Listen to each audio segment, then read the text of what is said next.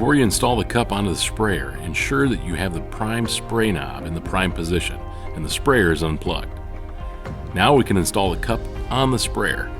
And when we do this, we'll want to verify the pump filter is installed and clean. Align the vacuum valve on the cup lid with the prime spray knob on the sprayer. Push the cup assembly onto the sprayer, then twist to lock. Now we can prime the sprayer.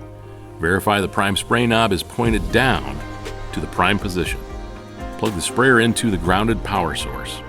Open the vacuum valve cap and tilt the sprayer so the vacuum valve is at the highest point.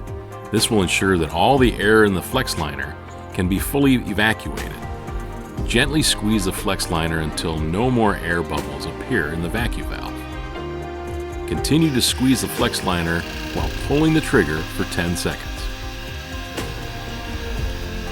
When no more air bubbles appear, release the trigger and close the vacuum valve. Turn the prime spray knob forward to the spray position.